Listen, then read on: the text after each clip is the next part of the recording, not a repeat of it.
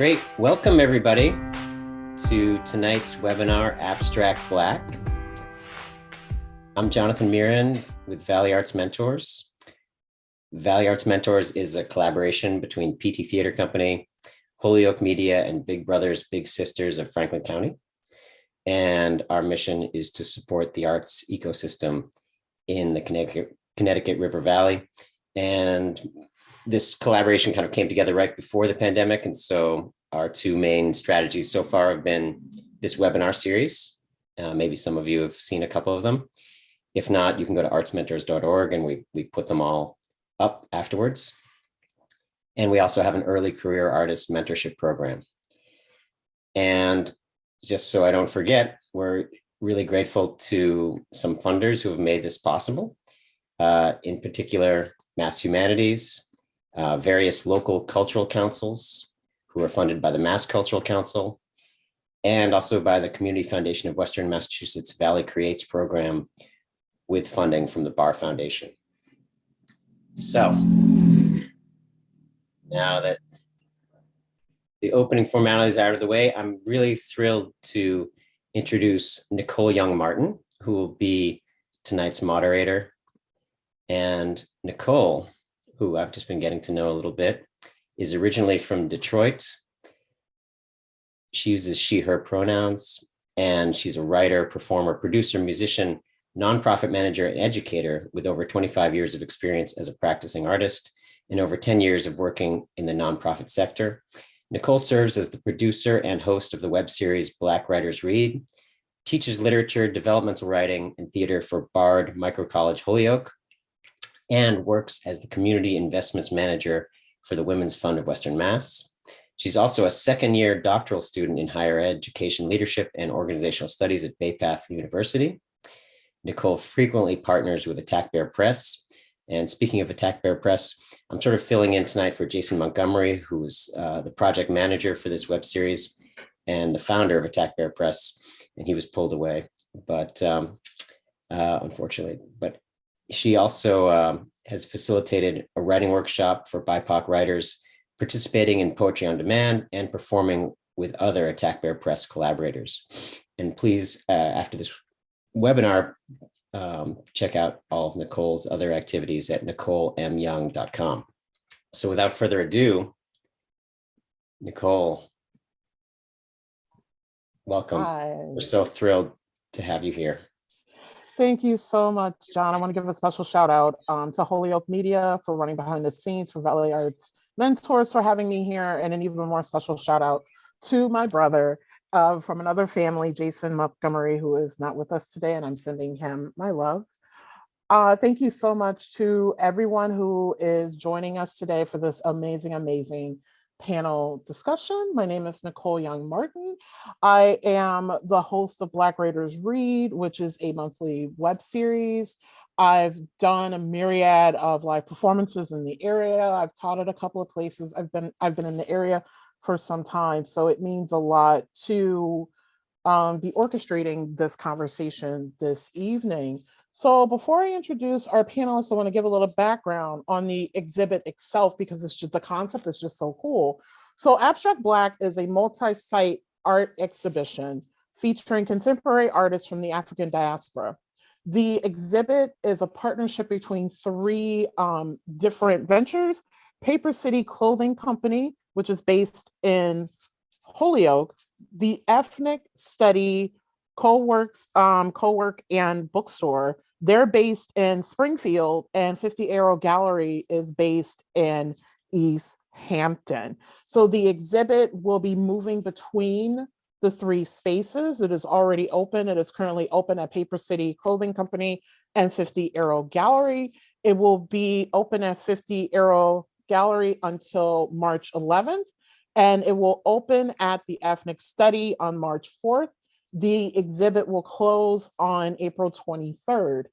Tonight, we have a couple of the artists that are featured in the exhibit with us this evening. We have David Andrews, Amira Brown, and Aisha Russell. We may be having a fourth panelist join us this evening at some point. So I want to share a little bit of background on the artists that are featured here this evening, and then we will go into a discussion. For those who are joining us, if you feel compelled to join the conversation, because this can be too interactive, please feel free to leave your question in the chat, and I will make sure at an appropriate time to insert it into the conversation. So our first panelist, his name is David Andrews, another Midwesterner. What up, though? From Chicago. They have been living and working in Western Mass for some time. He calls his work a fluid elegance, turning 2D drawings into 3D pieces of sculpture on paper, which I had a chance to look through some of his work in preparing for today's questions. And your work is just so, so cool. His first piece, his first show was in 2012, and it was titled, What Do You See? The next artist that we have on deck is Amira Brown. Though born in New York, Amira has resided in New Haven for a majority of her life and started reading and drawing in childhood. Their parents both inspired to work hard and think outside of the box to achieve her goals, leading her to pursue art through self-research until they could take college art classes as a teen. After receiving her BFA at Polaire College of Art in 2016, she has been working and living in New Haven. And the third artist that we have on deck this evening is Aisha Russell. She is a multidisciplinary dancer whose choreography and visual art is heavily rooted in African diasporic movements, belief in time, travel, and exploration of how dance can address, heal, and honor intergenerational trauma and chronic illness. I've been following some of you for some time on social media, so it's really, really cool that we are actually together this evening to chat. So hello, how y'all doing? Let's start there. Cool. So the first question that I have, so I actually have like some questions that I'll be posing to the entire group, and then some individual questions to dig deeper into each one of your mediums and specialties. So the first question that I want to pose to all of you, and feel free to chime in and respond. The first question that I have is, can you offer us a brief snapshot into the journey to now? When did you discover your gift, and when did you first realize you were an artist? Who would like to go first? Everybody's like, dun, dun, dun, dun, dun, dun. Shall we go in? The educator in me is like, shall we go in alpha order?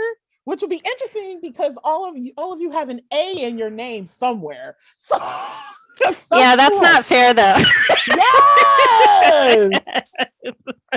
Yeah, because your first name is AI, so you would go first. Yeah. All right. I'll do it. Yay, thank you. Aisha, I use she, they pronouns. Thanks, Nicole and Scott and everyone for having us today. I'm not sure to answer this question. When did I realize my gift? And when did I realize I was an artist? I started confidently calling myself an artist, I think last year only. So, but knowing I was an artist, I think happened a lot sooner than that. I've been really interested in sort of dabbling in all different types of mediums. And I would say writing was my first love. In fact, anytime I get on a call or any type of thing, I have a pen with me because I'm like, I gotta write something down. I just need to have pen and paper near me. And that I realized early on, like that's something I realized in childhood, that I was a writer and that I like to come up with stories and that I also like to find the truths about things. So I knew I was a writer before I knew I was a visual artist. But yeah, the journey to now has been an interesting one. lots of dabbling in different things and seeing what stuck. Pretty much. Thank you. Mm-hmm. Who's next? On the virtual stage, David. Yes, thank you. Sure. Well, I still sometimes question whether or not I'm a real artist. I mean, because with that is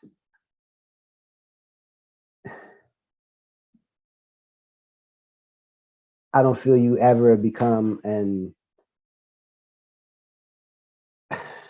artist. It's just what you do. And if you want to categorize that as artists, then cool. But I started at a pretty young age. It was actually a real disappointing moment. If you remember the little drawing test that you could take and send back, right? So I took one of those tests and drew the little house scene, all nice and neat and perfect, and sent it back in. And the people sent me a letter back. And mind you, now I'm a real young child. So they sent it back and said, it's pretty good, but you could have added this or, added that or yada, yada, yada. And at 8, 9 years old, you can't take criticism like that. So I did. I dropped it for a long time. And then back in 04, 05, working at the museum, Smith College Museum of Art, I was a guard and happened to be taking a course in HCC, computer aided drafting or CAD. So just sitting in the galleries one day, drawing. And I said, let me try to take some of this sharp edge of the CAD out and put something smooth into that, right?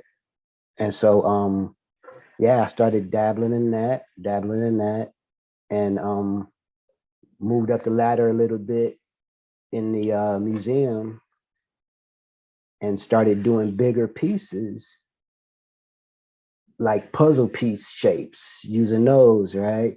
And people began to take notice to that. And I had a friend of mine, Stephanie Sullivan. She suggested that I show my work to Brian Foote. Big ups to Brian Foote, because he actually opened that door with that show back in 2012 with What Do You See? And and since then it's been a pretty good journey. I mean, even to now. That's so awesome. I love that you mentioned Brian Foote. And for those who don't know the name, he is with the Northampton Arts Council, and the Northampton Arts Council is extremely supportive. They've been very supportive of my work, and I'm so glad that they've been able to shepherd you, David, in that way as well. And so, Amira, would you like to take the question? It has finally come. For me, I guess I agree with David, in which I still don't really identify with the formal title as an artist.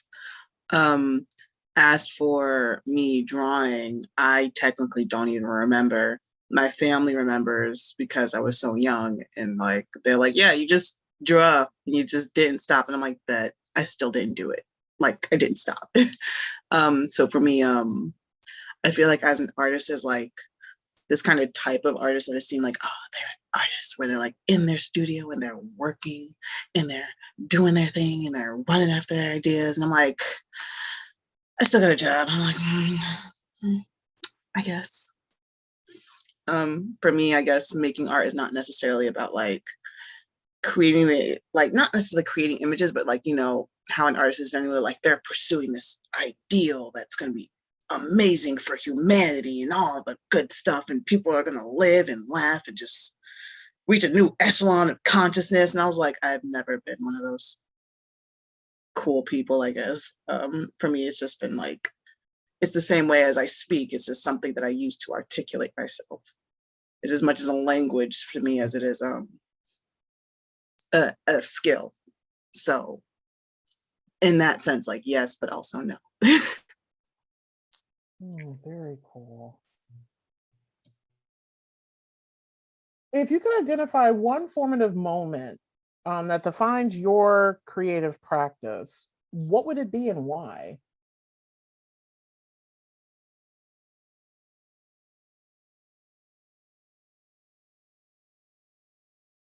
I get these very thought-provoking, philosophical, big picture questions. For those who know me as a moderator in other realms, I ask some very thought-provoking questions, bigger than life. There has to be one moment where you were like,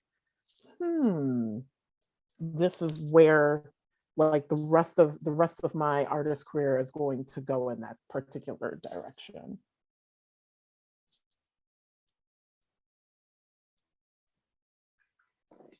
I would say for me, it started in 2012 with that first show. I mean, because before that, I was into the drawing, but not into letting people see them.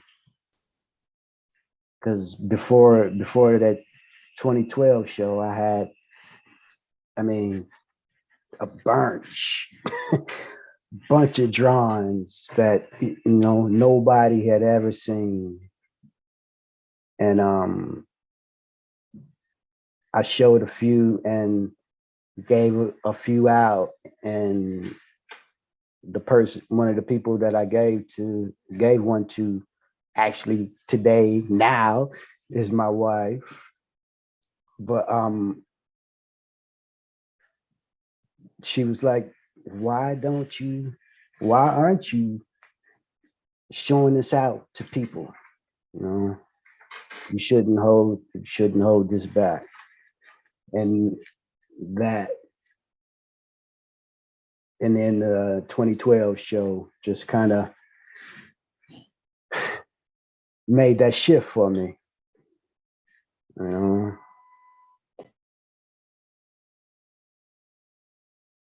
Cool. Thank you so much, David. Anyone else want to respond to that question?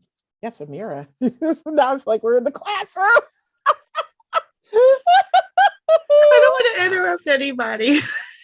Y'all are so adorable. I love it. I love how y'all are sharing space right now. Thank you. For me, I guess I don't know. I don't know, because like I feel like a formative moment was just like that realization that you're like an artist and like you're doing the work, and I don't know if I've even reached that yet, honestly. Yeah. What? I'm okay with it. Wait, hold up. I'm about to scroll through my questions because there's a particular, I love how you're like, I don't know if I've reached that moment. There's a particular question that I have for Amira later this evening that definitely solidifies Amira as an artist, but we will save that question for later. I'm nervous, but thank you. Yes, you got this. And then I love the foreshadowing that you created there, Nicole. All right, I'm gonna sort of answer this, but I'm gonna be difficult, and not because I like to be difficult, but whenever I'm asked to give one answer for something, I find it very hard. So one formative moment. Complicated. It's hard to know. I mean, if I was only considering myself an artist, and I'm still kind of questioning that, if I was only considering the label last year, I'm not sure when one formative moment happened, but I can tell a little story about kind of like convergent evolution. So yesterday I was gallery sitting at 50 Arrow Gallery where all of our work is. And I took a little break and I went over next door to this bookstore. I think it's called Big Bear Used Bookstore and Cafe. And it felt very familiar to me. It was like a hodgepodge kind of place, just like a bunch of old books and like some very radical liberal stuff like sprinkled it, like these little treasures that you had to find. And it felt so familiar. And I was like, I've been to this bookstore before. Like I had a dream about this bookstore in 2019. And so the formative moment for me, I think, was actually an actual dream that I had in the fall of 2019, where I was in a similar type bookstore. Somebody was asking me what I do, and I was like, well, I'm kind of working on this book, but it's not really a traditional book. It's kind of like a memoir, but it's like part poetry, part lists, part narrative, part like speculative fiction. And like I had so many other dreams that were related to that. And I started realizing like, well, wait a minute. Everything that I've been doing, at least in the past 5 or 6 years, is part of this larger project of dream work and like incorporating Black feminist thought and Afro surrealism. I'm like, wait a minute. This formative moment is an ongoing one. It's happening in dreams. I can trace it back to like memories I have and like stories that I've told before and stories that I'm curious about. And yeah, it came to me in a dream, and then I actually visited the bookstore that I think was in my dream. So that's that's where I am. Deja vu happens. I have it happen so many times where I'm somewhere and I'm like, I've been here before, but I'm also someone who believes that we've walked so many different lives. So I'm definitely one of those people. The next question that I have for the entire group is like, what actually brought you to Abstract Black?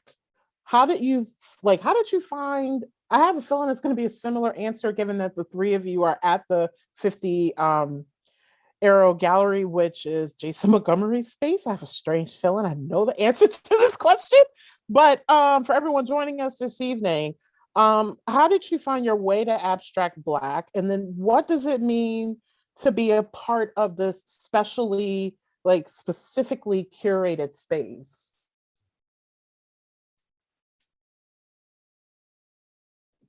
Sure. Well, Jason, we kind of found each other because I was doing a vendor sale in a lava center in Greenfield, right? And Jason and his partner came through and they talked with Vanessa and such for a little bit and came up, finally worked his way over to my table. And we conversated for a hot second, and he was just really interested in some of my pieces. And but he had to run. So I gave him a card, and a couple of weeks later or so, well, a little more than a couple of weeks, but he hit me up on Facebook and was like, "Hey, are you interested in showing?" You know, and it's like, great poupon, but of course, you know, and just, I mean, being a part of it is like, yeah, it's actually kind of powerful, you know, especially with the pieces in there and with little buddy, what is his name? With the mushrooms and just that that whole Gerald Clark. Yeah, man, it's just the energy is off the chain, and just to be a part of that is like special in itself, you know.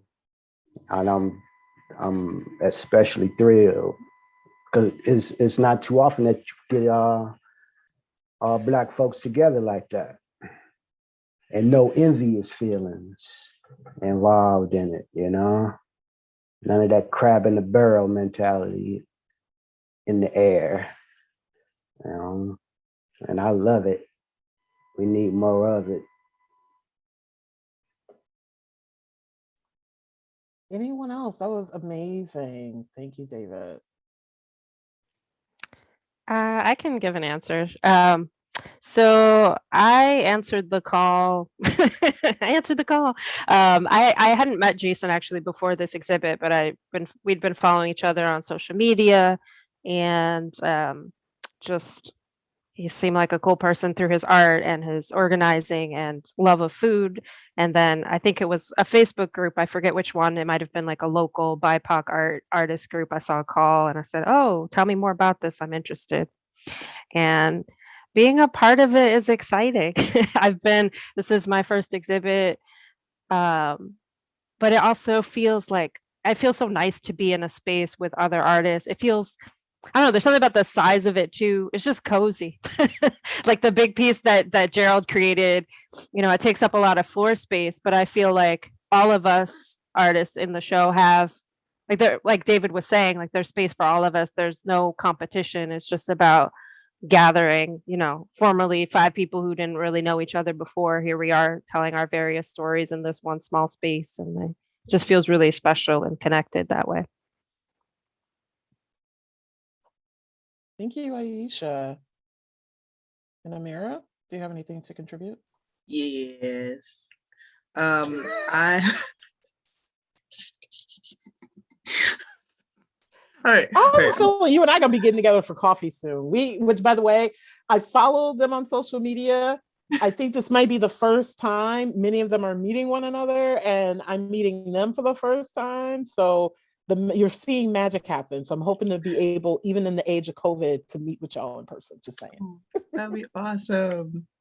I knew Jason from a previous organization, Nasty Woman Connecticut. They had mentioned them, and somehow I started following them. And then I did a project in 2020 in response to the George Floyd protests. It was called Bailout Gallery, where I raised money for the protesters in like 3 states in America. And he was like, "Hey, this is a great project. Can I help you afford it?" And I'm like, I would love that, because I was losing my mind, and also like doing a lot of building work. And then we just kept in contact. I always tried to oh, I'm gonna go and visit and try and work with you and stuff. And then like it wouldn't happen. And I was like, dang, there it goes again. So when he contacted me with this show, I was like overjoyed. I was like, yes, I can, yes, this is a good step. It is small stuff. I can work with this. So eventually I showed him the work, and he was like, yes. And I'm like, yes. And then and then I ended up in the show, and I'm really happy to be in it. I love the fact that like they're local like diasporic artists in the New England area. So there's like a lot of diversity of like thought as well as like executions. And I'm super excited. I sadly have not been all the way to Massachusetts yet because I work a full-time job, and sad face. But I'm gonna get there. Trust me, I'm gonna get there. And then like she got here, and I'm like, yeah, like I said. But like I'm so happy to hear that like it's bringing people together, and like people are seeing how like that people articulate all these different things without necessarily heavily relying on like figurative or representational concepts. So it's a vibe. Yep. And that's all I got. Yes, I love, oh my gosh, because that's one of, I got a shout out to, I live in Connecticut as well. And sorry, dog's gonna start barking soon. We're still in the age of COVID. I am working from home. And I haven't unfortunately made it to the exhibit yet. I do plan on doing it soon, because I know a lot of the artists that are there. There are a myriad of artists, myriad of different medium and genres that are featured. It's just phenomenal. I've seen snippets and pictures on Facebook and like videos of people loading things in. So I hope to make it up there as well. And I love that all of you pay homage and respect to the various range of people that are there, which Aisha, I didn't realize this was your first exhibit. I'm like, are you serious? Like, it's just, to hear that means something special. And just to also know that it was Jason that brought you all together. And I just want to shout out, my fam one more time. Jason has this beautiful way of bringing people together for very particular moments and also championing our work.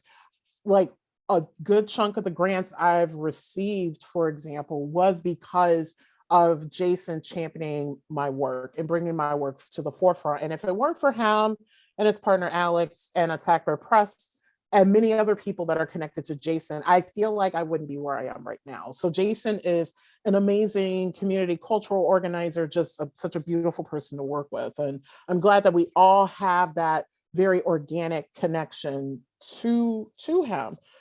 So now I'm going to go into the individual media with each of you, because all three of you are such brilliant artists. And I want to dig a little bit deeper in terms of the work that you have featured in the exhibit. So the first question is going to go to all of you, and then I'm going to pose individual questions to each of you. So how did you select the work that is in the exhibit? And anyone feel free to chime in. I'll do it. Yes! Sorry. Yeah. I'm loving the synergy that we're building. I had recently built a body of work, and it was like the way I kind of work is like I don't like if I do apply to something, I don't like using previous work that I've done, because because as an artist, I generally like to I try and keep everything just keep moving it forward. So I just showed him the current work that I had at the time, and he was like, oh, we like kind of talked about what we were both resonating with and kind of decided from there. So I started experimenting with media that's not canvas, like purses. So I was like, yes, hello, friend.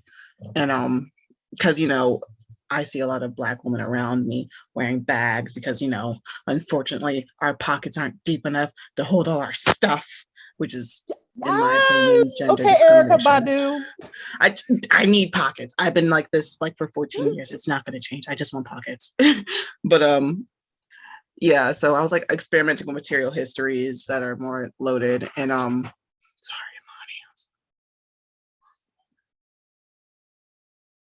I'm sorry, my twin was asking me when I wanted to eat for dinner. I'm sorry. But well, I'm glad somebody's watching out for you to eat today. I'd like to thank your twin for checking in with you. I appreciate it. But yeah, I was experimenting with like material histories and how like the stories of people holding those items and like what kind of story would be around those items. So I kind of started from there and just like started carving into them. And also the fact that I didn't want these purses to be like, oh, it's a functional purse. You can wear it on your arm. I'm like, no, it's not. I cut out the bottom of both of them. If you put it on your arm, I'm not going to take it from you. I'm going to be mad at you too. So like, don't do it. So that's how I kind of went about that. That's awesome. And I'm glad, Amira, you shared that, because the questions that I have is for some of your previous work, which is on the canvas. So I'm glad that you shared that the work that is in this particular exhibit is different. And that also too has to take a lot of time to create new work. So that is amazing. Who else would like to go next? Dun, dun, dun, dun, dun, dun. I'm trying to make up royalty-free music as we go. Yes. Well, for this show, for this show, I just kind of pick and chose, because it was just, for me, it was just kind of fast happening. It was like, yeah, you want to check this show out? You want to join the show? Yeah, sure. I think I got enough pieces. Right. But shoot, one of them I didn't even title until just before the show. And that was the C-19 cloud with the one with the sycamore tree bark at the top. And it's like you can barely see a little some facial features, right? And I was like, okay, yeah. That kind of reminds me of COVID, right? And but like the other ones, well, with the one, honestly, the one from 2012, I was kind of making that ever-blasted 10-year comparison, how this is where my work was then.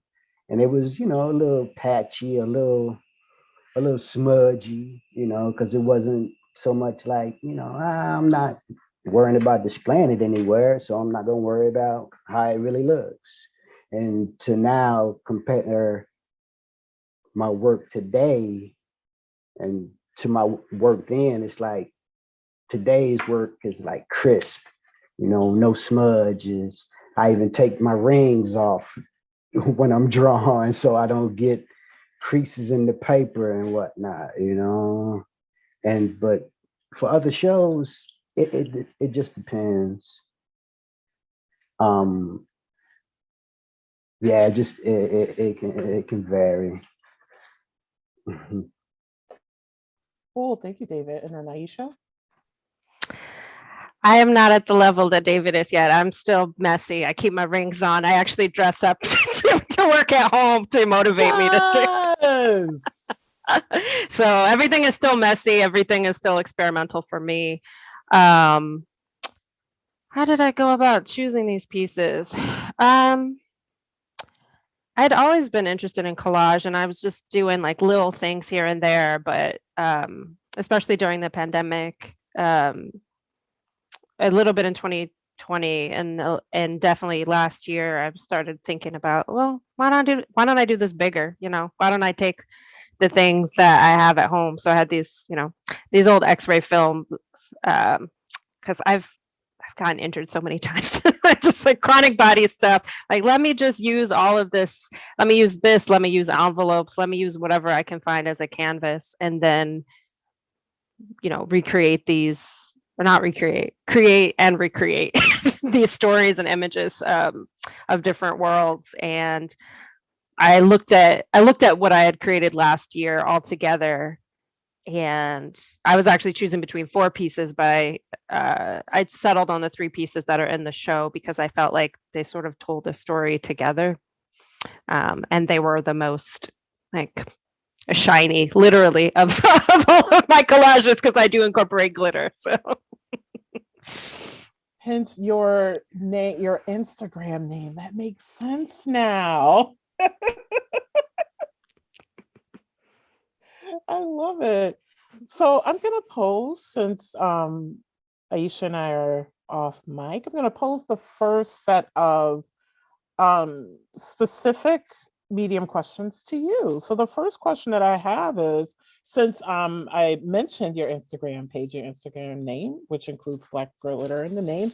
So one of the things that I noticed on your bio on the Instagram page is the mention of sci-fi, femme noir, multimedia mosaics of subversive Afro-surrealist creations, which I just kept thinking of Octavia Butler and all of our 4 mothers and 4 siblings that are into, the what if can exist if we were not of the being that is now.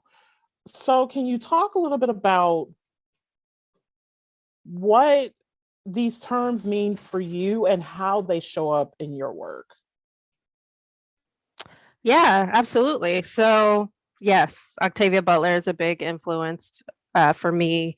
I've always been a big nerd, and I used to lately I've been walking around telling people that I'm interested in sci-fi, which is true, but what is more true is that I'm interested in Afrofuturism and Afro-surrealism. It's the Blackness and the possibility and the dreaming of worlds that draws me to these genres more so than just like the science elements, although I am interested in science as well.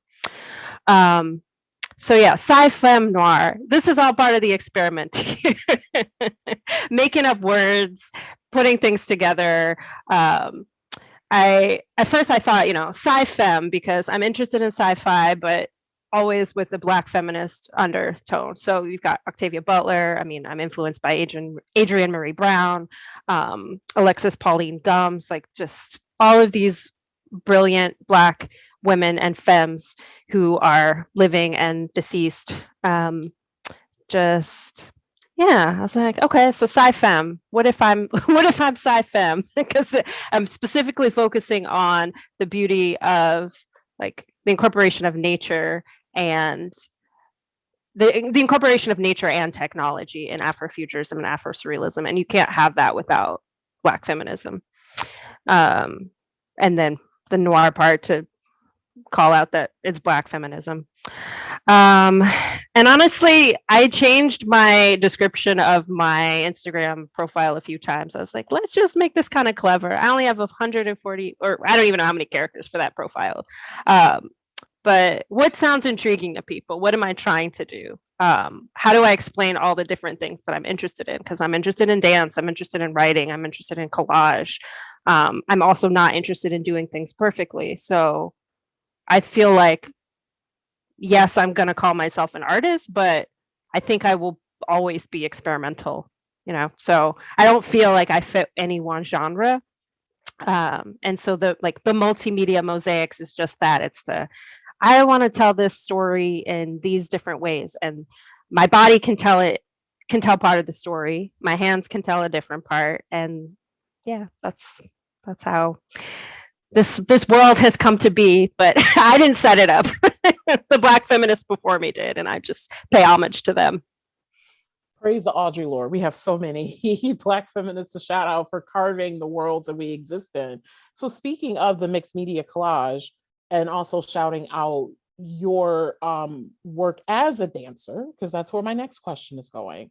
So being a dancer, choreographer, and visual artist who specifically works in mixed media collage, how does movement show up in your visual art? And then how do all of those intersections of who you are show up in your visual art?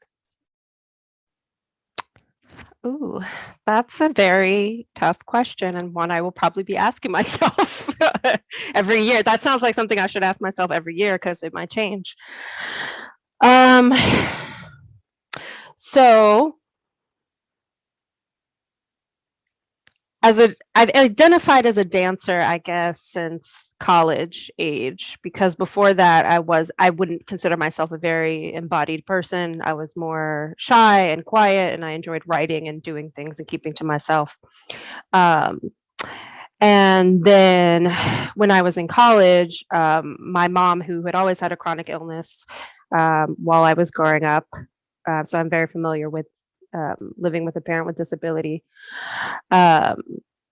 She passed away while I was in college, and I came to dance as sort of a way to process that and to feel embodied in some way, because I didn't have, a religious or spiritual tradition that I was practicing, and I did have some family ties, but I didn't have like a strong foothold or root. So I turned toward dance, and dance just kind of kept with me, especially Afro-Latin dance, South Asian dance, African dance, strong drums and beats and rhythms, and just like the community aspect of all of those things. I fell in love with it. It stuck.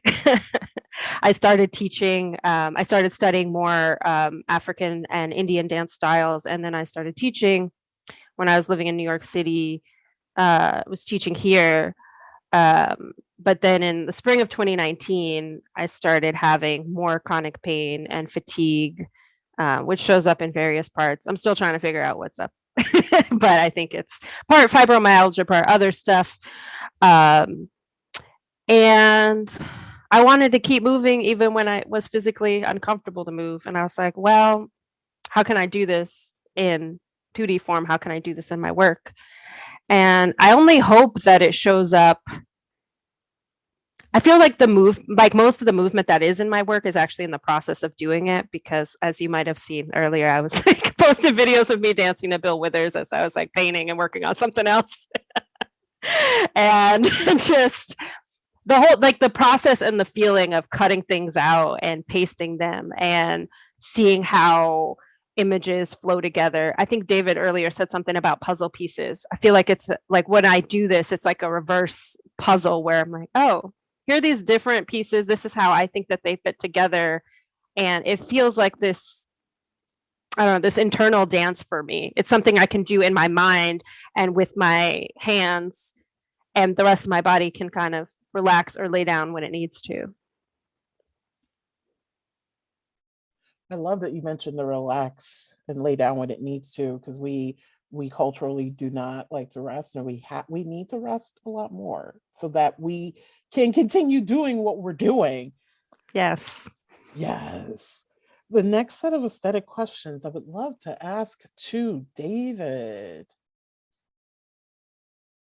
Yes, if you are ready.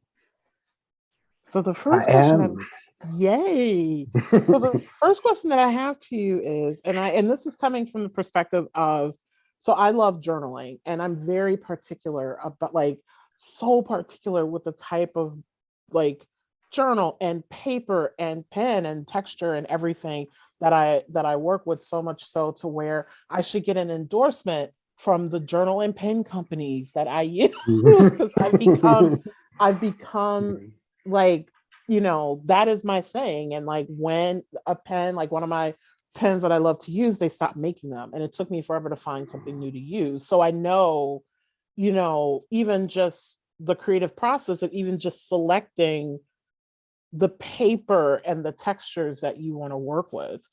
So there is so much beauty in paper texture itself, and the ways in which colors and layers read, particularly in your work, especially in the series Ancient Islands 4 Elements that I found on social media a couple of days ago. Can you talk about your process of selecting the canvas, i.e. the paper, for your work, and then how you select the colors that show up within your work? Because I noticed there's particular themes, there's particular paper, like there is so much I can tell that goes into the thought process of the paper and like the colors that you choose specifically in your work.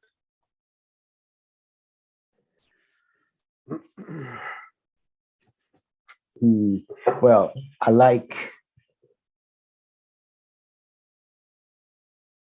I started off with just regular paper, right? Just average, waxy, slippery paper where no pencil actually really took to it, right? No matter which grade I used or which softness I used, right? It just wouldn't take to it. But then I discovered the wonderful world of 140-pound watercolor paper. Yeah, it just had that bite to it, and it gave my work such a nature bound or nature connected feel. Because I got a lot of people telling me, well, it looks like a topical view of a map, right? Or it looks like coral in water, you know. You have to really, really delve off into it. And with my shading,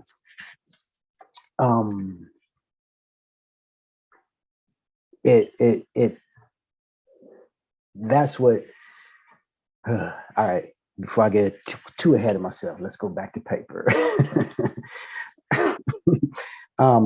Yeah, with that 140-pound watercolor paper, it just seemed to soak the pencil right up, and it just gave me that ever so perfect shade ability, because the watercolor paper, it's got these little bitty grooves in it, and you can get really inside those grooves and shade that in and shade those other little grooves in, and it's just like I can go so deep into shading and turning that 2D image into a 3D piece of sculpture on paper, as I put it, because the shading goes so deep. And even like now, with the 4 elements, that's still on watercolor paper, that 140-pound watercolor paper, but I'm using the hornet's nest, and that's some of where that color comes in, because the hornet's nest has got those different layers of that brown color. The bees, those hornets, I love what they do with that, with the chewed up wood and layer it out. That's so sweet. But the colors in the 4 elements, right? On Earth, I used some watercolor pencils. I used like 6 different shades of watercolor pencils on Earth. Pencils my younger son actually gave me for Christmas. So big up, Ron. But yeah, like 5, 6 different shades of green went into that on that watercolor paper. And yeah, it took me a little bit of time to complete that series. And like with water, again, 5, 6 different shades of blue, but never too dark, but never too light, right? Always that good mix. And then fire, I wasn't too particularly happy with fire, because red for me is such a hard color to blend, and I was in a lava state of mind kind of when I was working on that one, instead of just plain old fire. And lava, when it cools on the surface, right, and you get that little black tone in there, and trying to do that, I didn't mess it up, but I'm not as happy as I would have liked to be. But even with the wind, I see the wind is a good one, because I didn't use any pencil on that one. It was just the hornet's nest and the islands, right? I mean, because you can't draw wind, you don't actually see air. So, I kind of left that up to the viewer's imagination on that one. And yeah, just using that hornet's nest, it gave that again, that 3D effect, really literally 3D effect. And looking down from that top view, that those islands. And for my grammar police out there, there is a reason for the apostrophe on islands, and I left the S off of ancients and still made it possessive by that, because it's always been the ancients. So that's kind of that given that it belongs to them. So there's no need for the S to be on ancient. So there, for my grammar police. Yes, thank you. Ha. I love that you included that. And there's a reason why we as artists mess with norms and rules. And my last question for you, David, is when you are in the creative process making a piece, when does a piece evolve from 2D to 3D? Is it already planned or does it happen organically, especially now since you are weaving in nature and like pieces of bark and things like that? Well, none of my, let me take that one back because some of my pieces start out planned. Like the Element series, that was a planned series, but the drawings themselves weren't planned. So I never really go in with a plan on a piece. It just kind of comes as I shade it in. And then when I start seeing where I want depth or, height, that's when I just start, okay, yeah, I keep doing it like that. So I couldn't give a specific moment when it happens, it just kind of happens. And then like with the C19 cloud title, right? It didn't come to me until like just before the show. And so it's never really that almost until I'm done moment that I see something. And then I'll, enhance that a little bit. And then I can get into that mode so bad that I'll shade it so much that I'll take away the whole original thought about what I was trying to do and just be like, now you done created something new, but that's a cool thing too, right? And and yeah, it's just I was going somewhere with it. Dang it.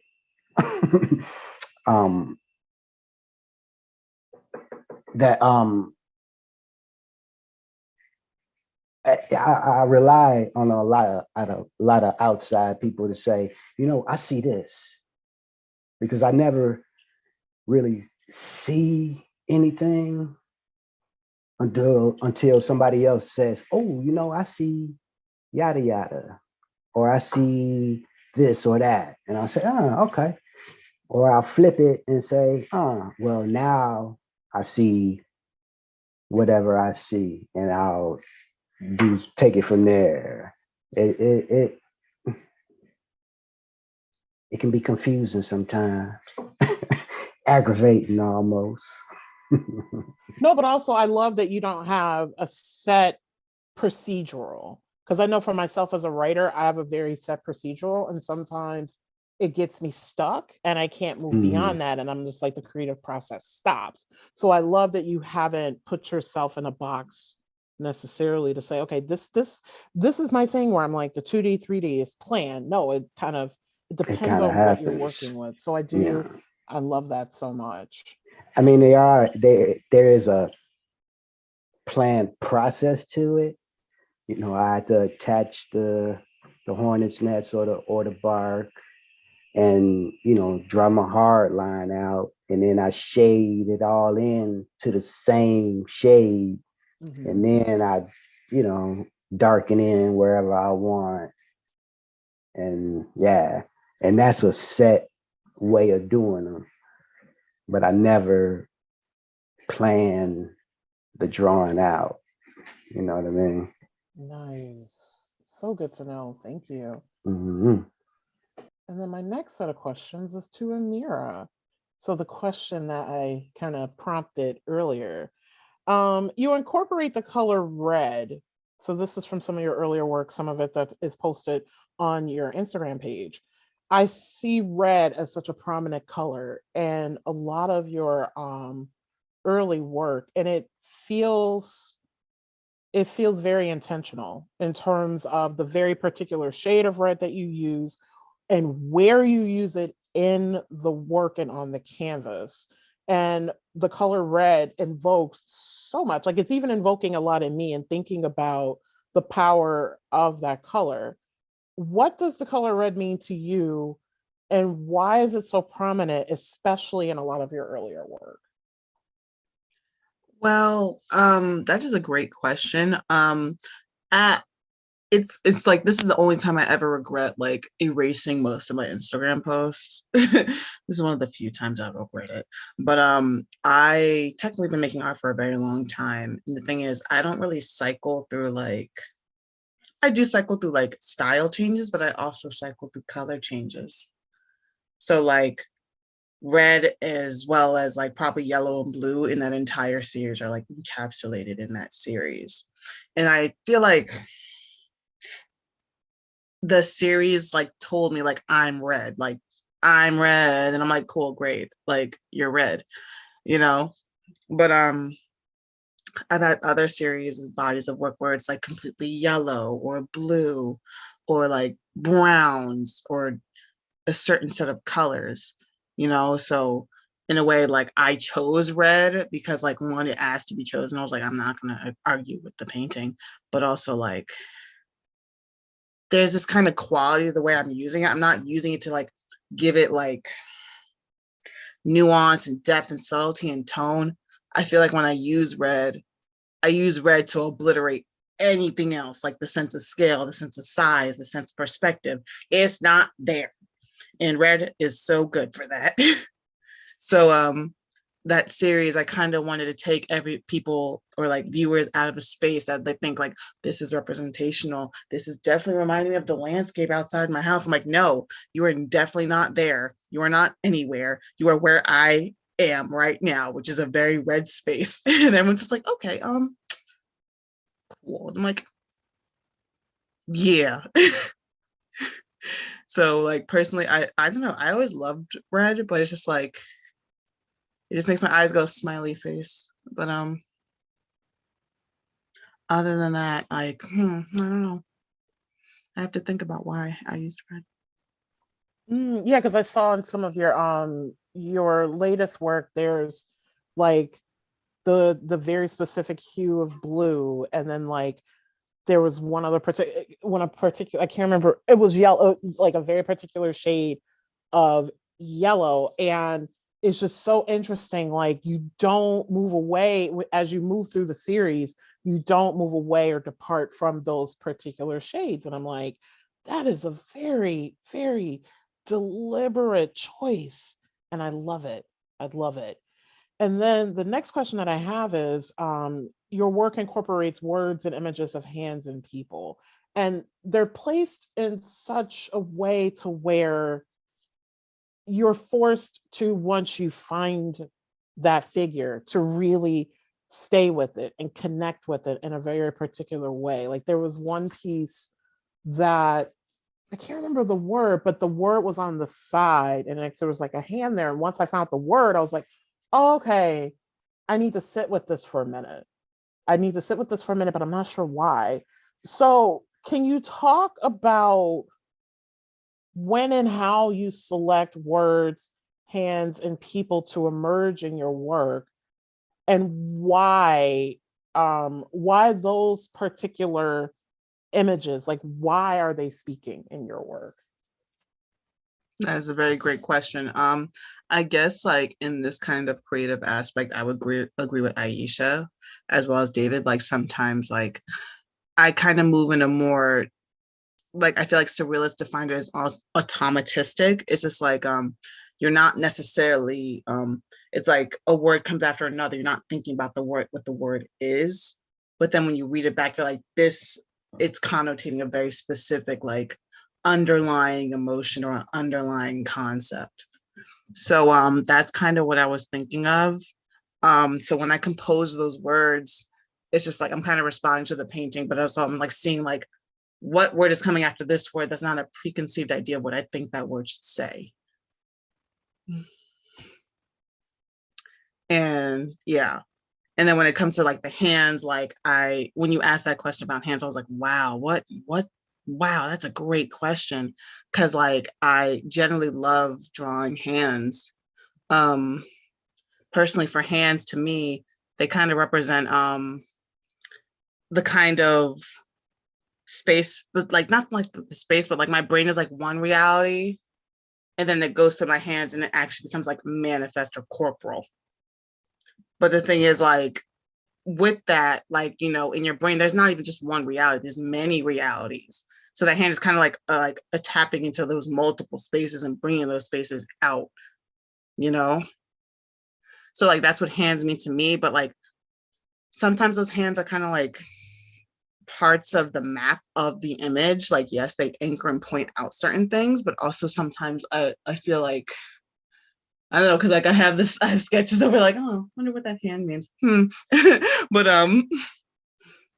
for me, that's what they mean personally. But like, I feel like I love showing like the beautiful variations in Black skin. And I feel like hands are a beautiful way to show that, you know, because like it's never just one color. There's colors on the knuckles, there's colors on the palm, the nails are all different colors. It's always just a joy for me to draw. And I feel like it's just like no one is ever going to mistake a Black hand. I'm like, there it is. You can't take it back. There you go. But yeah, I like how they kind of compose together. I would like kind of liken it to jazz almost, or rap. But like there's like there's a structure, but it's a very loosely held structure, you know, like rather there's like a chorus outro, there's a solo for an instrument, there's a solo for another instrument. How those are all arranged are all according to improvisational standard. You know, there's no like set, like sometimes like, and when I think of rap, it's just like there's many different ways and like different sources, but they all become cohesive, but they don't become cohesive in a very structured way. It's like through that improvisational way. So in short, I don't know what I'm doing. I mean, I'm not, no, I don't. I'm just, when I'm painting those paints, I'm just like, sometimes it's just like, this is what's happening. And I'm like, okay, I'm gonna just correspond what's happening, but it's not really like an image. It's more like a giant emotion that I'm following and moving through, manifesting that emotion as a space. And then other times it's just like, I'm freewheeling and I don't know where it's going, but I'm vibing. Yes. Going back to the purses that's in the current exhibit and why they're particularly cut out and empty. So this is one of the powers, and this is going into my last set of questions. And there was a question that one of the people that's joining us, I wanted to weave in. This is what I love about the power and beauty of abstract, because I know for myself as a writer, especially when I do playwriting, I do a lot of like surrealism and very much like absurdist, because I don't want to be bound to particular rules and norms and regulations. So I have like a couple more questions to wrap us up, but one of the questions that I've been like so excited to ask all of you is, how does it, and again, warning, it's a really big philosophical question that got like all these other questions, so you don't have to answer all of them, you can answer part of it, but given the title of the exhibit, Abstract Black, how do you exist as an abstract Black artist? Is it one and the same? And could you be an abstract artist who is Black, or a Black artist who works in this medium? And then what are some possibilities and limitations of both the genre and the labels themselves? And why I ask this question is because there's particular genres, like anything that, with the exception of jazz, but jazz too has been kind of taken from us, where there's like this thing of chance and this thing of just taking a risk and not necessarily following rules and just letting the art move you and let the art control where you go, and just not following norms. Sometimes it's not really affiliated with us. Because I know for me, like when I say I work in like absurdist, people are like, what is that? you're black, you're trying to act white and blah, blah, blah. So that's why I posed the question.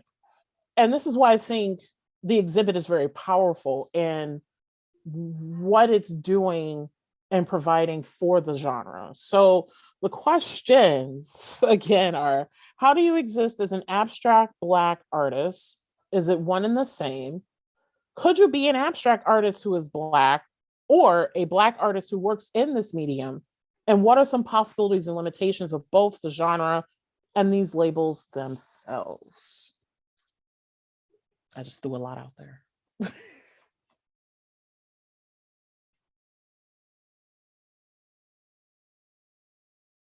Who would like to go first? Yes. Okay, I'm only going to answer one of these right now because this is a lot. I told you take a chance, take a choice. So I'm going to answer the question that's, could you be an abstract artist that is Black? So for me personally, Black always comes first, the same way that me being queer and femme come first, because for me, stating those things out loud is not just a personal identity, but a political one. And I want people to know my politics because it shows up in my art. So in terms of personal preference, I would want to say I'm a abstract Black artist and not an abstract artist who is Black, because it's not by chance. I mean, that I happen some things are by chance, but there's been a whole convergence of ancestors and everything that has brought us all to this moment. And that's a beautiful thing. And I want to pay homage to that. Yeah. I mean, when you slap a label on anything, of course, there can be limitations. I like what you said about when you were talking about, I think earlier, Nicole, you said something about we as artists mess with norms and rules. And that's totally true. We're not following rules, but we're following rhythms. So jazz is following a rhythm, rap is following a rhythm. The languages that we develop and use to speak to each other are rhythms. And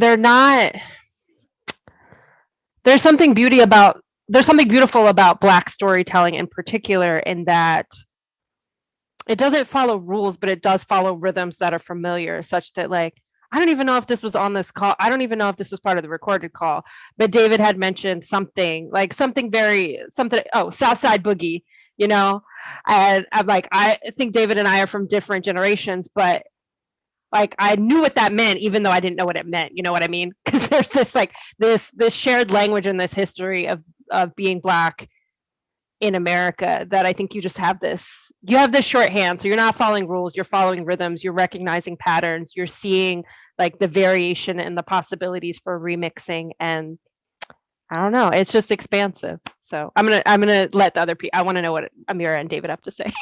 Yes, that was amazing. Thank you, Aisha. I'm going for this. But I feel the same way in a way. Like, I've never felt like either of those identities were like, even the fact that it's like Black artists, abstract artists, like, I don't see those as limits at all. I just don't. Like, when I look for them, like, for me, technically, if I was technical, I don't even identify as an abstract artist. Like, I'm not even gonna lie.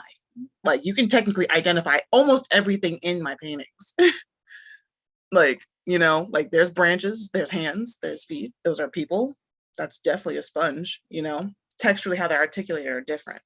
But I feel like for me, the way I take abstraction is not necessarily like, oh, it has to be completely gone or completely articulated. I see it as a chance to explore something in a way. It's like the way she says, I see it as an expansion. And that's how I see being Black as well. Like, I don't see it as a categorical limit. When people are like, are you a Black artist who's Black? I'm like, bother someone else. God. I don't got time for that shit. Oh, I can't curse. I didn't mean to curse. I'm sorry. But reclaim your time, Amira. Reclaim it.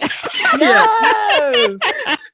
But yeah, for me, at least being Black, like, especially being Black, it's just like, I don't like people are like, oh yeah, you're limited to a language. I don't see it as a limit.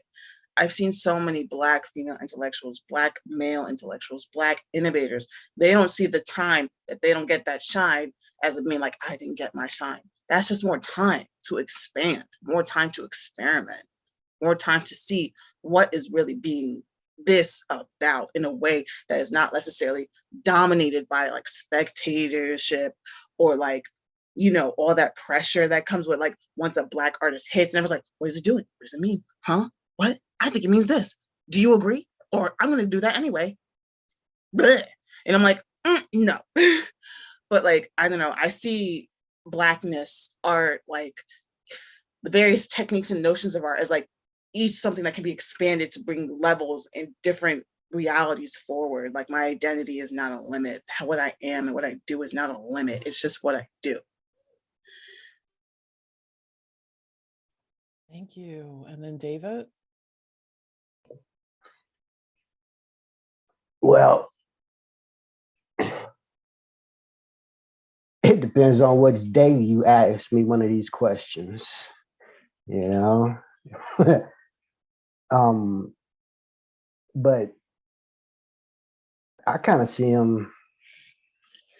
it as one and the same, as in being that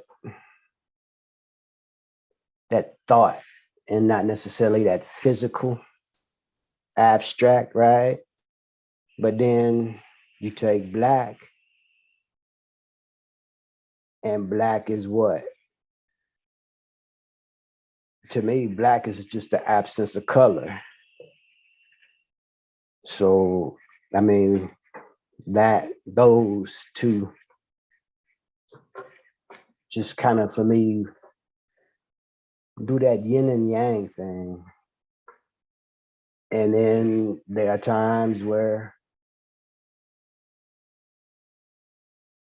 I don't even feel like an artist, but I always feel Black, you know? Shit. But that abstract Black,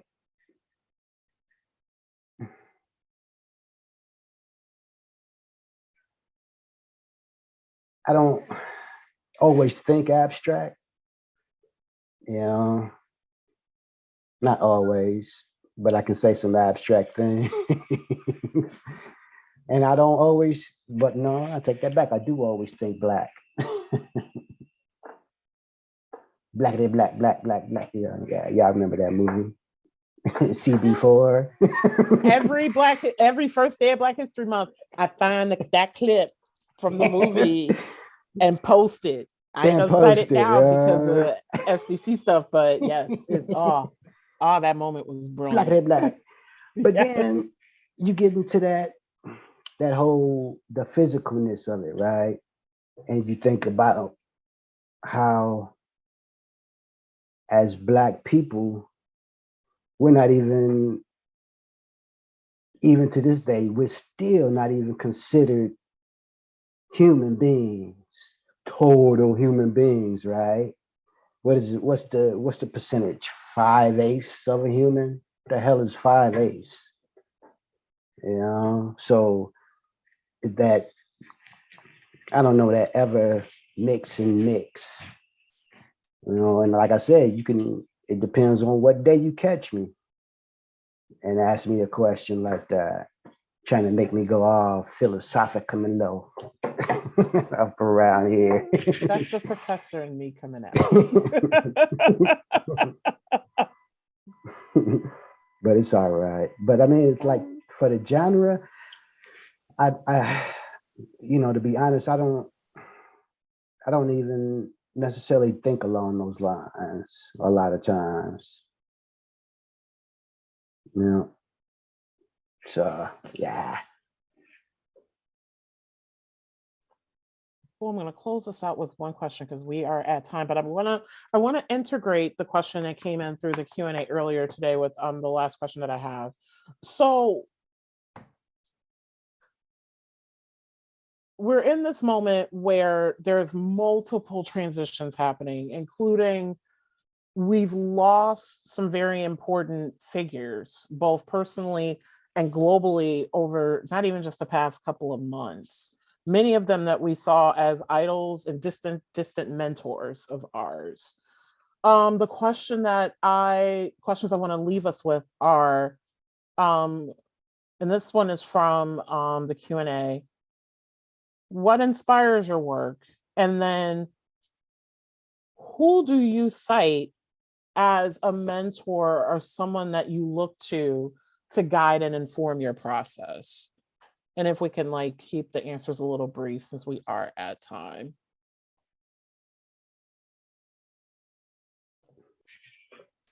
Me, there's actually a couple of people that I look towards. A good friend of mine, Rodney Madison, he's an artist from Chicago as well. Robert Markey, Billy Hughes. I mean, but then there's other folks like Whitfield Lavelle. You know, he's an excellent Black charcoal artist.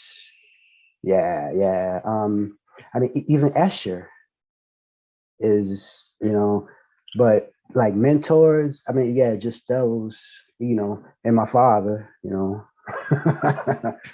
you know, yeah, that's about that one on there. Yeah. Oh, thank you, David. Anyone else? I'm sorry, what was the question? I forgot. And yes, this unfortunately short time. I'm sorry. Not a problem. No, because it's a long question, as it always is. So this is a question from the Q&A, and I kind of wove it in.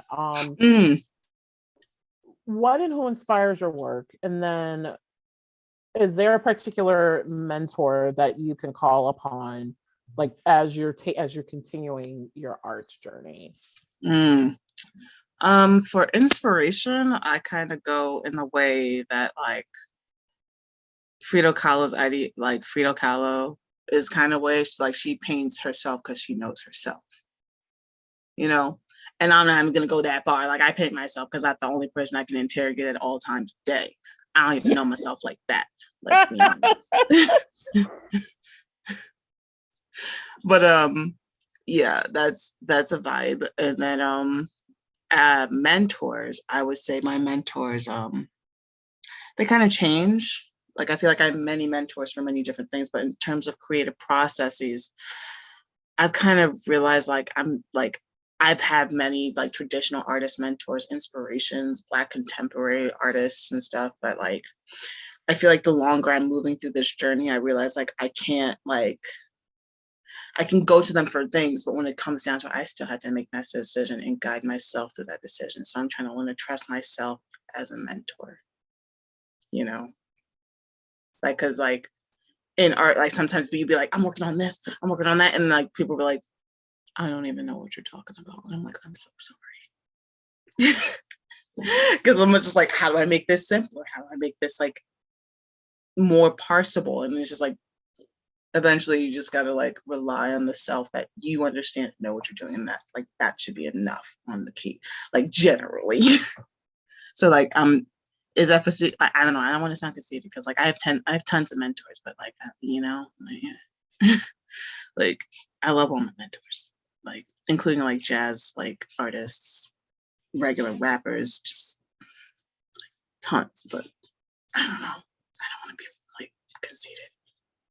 No, but also we know what the role of mentors are, and that is to help uplift our work, help inform our work. So it's not even being conceited at all to have a long list. It just it means that you have a really nice village taking care of you. And then Aisha, if you wanted to close us out with the response. Yes, I feel like this is the most important question. It's like the award show. How do I thank? Let me give a shout out to everybody, the hairdresser, the nail tech, because like to me, they're all important.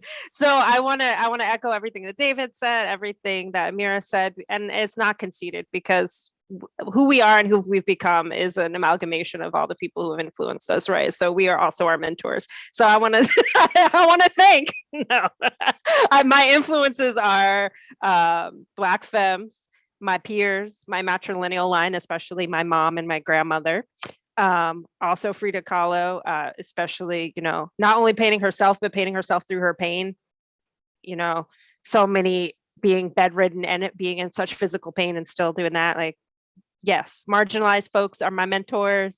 I'm all about the unofficial. So that's my answer. I want to give a shout out to all the Black and brown artists, and yeah, those are my mentors. Yes, this was such a beautiful evening. And of course, we're over time. I have a tendency to run over even when I teach. So I want to thank you all for staying with us this evening. Especially want to give so much gratitude and thank you to Amira, Aisha, and David for sharing your wisdom and your work. Special shout out to Behind the Scenes, Holyoke Media, and Scott McPherson running the show today. And then John Nerin from Ballet Arts Mentors for bringing us all together today. And then Jonathan, I don't know if you have anything to close us out with. Not really. I just want to echo your thanks. I mean, it was just so, as usual, just, I feel like we're just getting warmed up. Like we should do part 2, part 3, where we can dig deeper into these great philosophical questions. And yeah, I don't know if people want to put in the chat, there's a way to put, to say it to everyone, where if people in the audience want to follow your work. And of course, if people want to get in touch with any of these artists, you can always reach out to Valley Arts Mentors. And if you're in the area, you can go see Abstract Black through March 11th at 50 Arrow, which is a gallery in East Hampton. Am I right? Yes. All right. Week 244. Great. Well, thank you. Yes, and Aisha put on in the chat, Nicole Knowles, who was slated to join us this evening, but something happened. Looks like this is Nicole's first show as well. So please definitely, when you go, scope out Nicole's work. So thank you for that. great. Cool. So on that note, have a great evening, everyone. For those of us who are in New England, I hope you're prepared for the whatever we're going to get tomorrow. Yes, and continue celebrating Black History Month today, tomorrow, all year. So have a great night, everyone, and thank you so much for joining us.